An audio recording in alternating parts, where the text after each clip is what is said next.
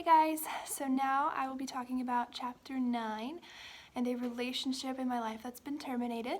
So about a year ago, a little longer than a year ago, I started becoming friends with this guy. So we started off obviously as strangers, and we met I guess a few years ago through mutual friends and just kind of like hanging out in groups. So we were like, I guess, acquaintances at that point. And then eventually he asked for my number. We started texting and talking more and hanging out, and so moved on to acquaintances there. And then, moved on to friends there. Already were acquaintances. So we became friends, and then we started literally talking on the phone every day and hanging out a lot more, and just became really close. And he was actually a touring musician, so he would be gone on tour sometimes for a month at a time, and that's why we talked on the phone so much. And we just became best friends. And after he got back from a month-long tour, he asked me to be his girlfriend, and I said yes.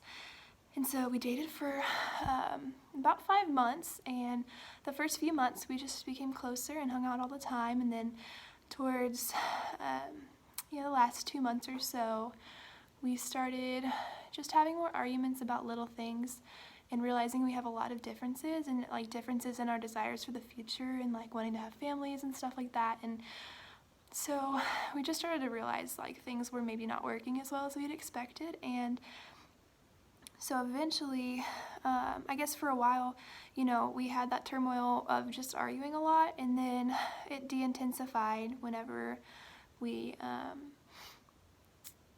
we didn't talk as much. He would be on tour and like stop calling me and texting me so much, and I would try to reach out a lot and just kind of felt like he wasn't as involved as me, which was really hard. And so then he eventually broke up with me, which is where the separation happened. And it was really hard on me, and I think post-separation at first we talked a lot and we were friends, but after a while he told me that he thought we needed to stop talking completely, which was really hard for me because I honestly hoped that we were going to get back together. And when he broke up with me, he even said that maybe we would get back together later. And then when he told me he didn't want to talk to me at all anymore, I kind of realized like this is never going to happen, and it's when it really hit me. And so post-separation was really hard for a long time, but eventually we were able to meet up, and I gave him his stuff back, and we were able to talk about our lives and stuff, and it was really good. And we're definitely not hostile towards one another now. We're not best friends, obviously, but we are able to communicate with one another, and it's okay. So yeah, that's how that relationship went, and just the different the relational escalation and de-escalation steps that occurred.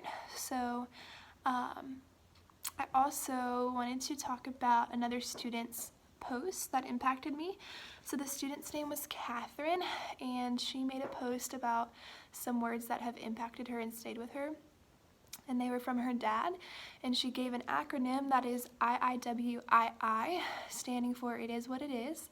And when I watched her video, I was just really encouraged, because I know that sometimes I get really stressed out in a situation that I can't necessarily control, or I just feel like, really discouraged. And so just kind of hearing her talk about how whenever things come up, she can really just sit and think about that and say it is what it is, and just kind of move on. And I really look up to that, and I'm really happy that she had a father who, instead of getting angry at her in those situations, would just tell her, like, this is what happened, and you can move on from it. And I think that's really cool.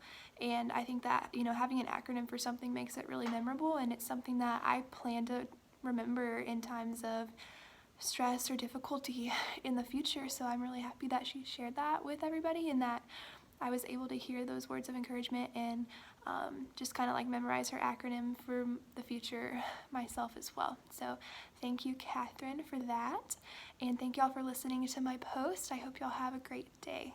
Good night.